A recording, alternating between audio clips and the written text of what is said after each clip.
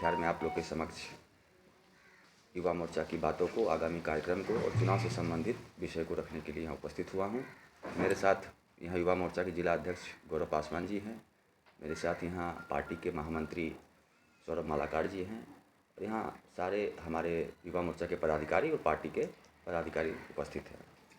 मित्रों, कल से मैं कटिहार में हूँ। आगामी 2024 का चुनाव नज़दीक है। कभी भी चुनावी आचार संहिता लग सकता है, चुनावी बिगुल बच सकता है। और जिस प्रकार से जनवरी में जब नया वोटर लिस्ट आया और उस वोटर लिस्ट का जब हम लोगों ने अवलोकन किया तो एक बहुत बड़ी मात्रा में, बहुत बड़ी तादाद में नव मतदाता, न्यू वोटर्स इस बार जुड़े हैं। लगभग हर एक बूथ पे जहाँ अगर 700-800 वोट है तो वहाँ पे 100-125 का डिफ्रेंसेस आया है। 100-125 नए मतदाता जो फर्स्ट टाइम वोट करेंगे इंडिया में, उनका रजिस्ट्रेशन इस बार वोटर लिस्ट में हुआ है। 2014 के पहले का भारत और 2014 के बाद का भारत काफ़ी बदलाव हुआ है। हम लोगों ने एक लक्ष्य रखा है, एक मिशन रखा है युवा मोर्चा कार्यकर्ताओं ने कि सभी नव मतदाता, न्यू वोटर्स के बीच हर एक शक्ति केंद्र, पंचायत स्तर, वार्ड स्तर पर जाके उनके साथ एक चौपाल करके 2014 के पहले क्या भारत था और 2014 के बाद का भारत, और जो हमारा लक्ष्य है 2047 तक विकसित भारत, आत्मनिर्भर भारत और विश्व मित्र भारत का जो लक्ष्य हमारे प्रधानमंत्री आदरणीय मोदी जी ने दिया है, उस लक्ष्य से संबंधित विषयों को उनके बीच रखना।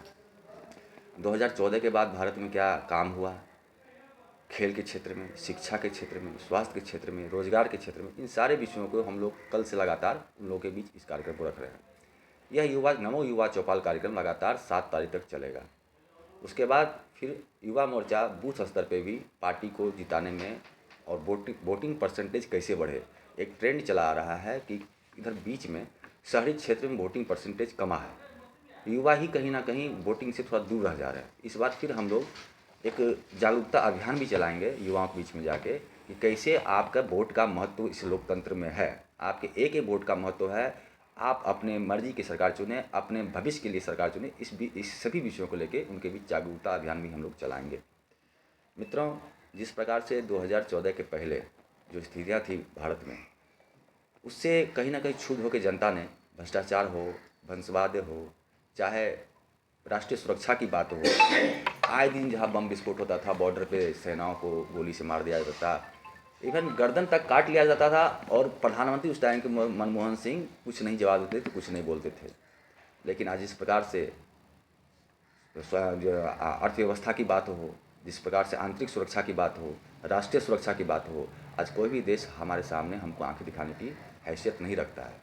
ये सारी वैश्विक नीति के साथ साथ आंतरिक नीति पे भी जिस प्रकार आदरणीय प्रधानमंत्री मोदी जी ने एक सार्थक और सक्षम कदम उठाते हुए विकसित भारत की परिकल्पना के साथ में भारत को आगे बढ़ाया है, उसके लिए युवा मोर्चा के साथ ही सभी युवा भारत के आदरणीय नरेंद्र मोदी जी को धन्यवाद करते हैं। और पुनः 2024 में उनको प्रधानमंत्री बनाने का लक्ष्य लेकर हम सभी युवाओं के बीच जाने का प्रयास कर रहे हैं। और निश्चित रूप से जो अभी हम वातावरण देख रहे हैं पूरे देश में, आज कटिहार में ही कल से मैं हूँ, जो वातावरण युवाओं के बीच है, निश्चित रूप से कटिहार लोकसभा के साथ साथ बिहार का 40 का 40 लोकसभा सीट और भारत में अब की बार 400 पार का जो नारा आदरणीय प्रधानमंत्री मोदी जी ने दिया है, उस लक्ष्य को हासिल करते हुए हम लोग 2024 में आदरणीय प्रधानमंत्री जी को निश्चित रूप से तीसरी बार प्रधानमंत्री बनते हुए देखेंगे।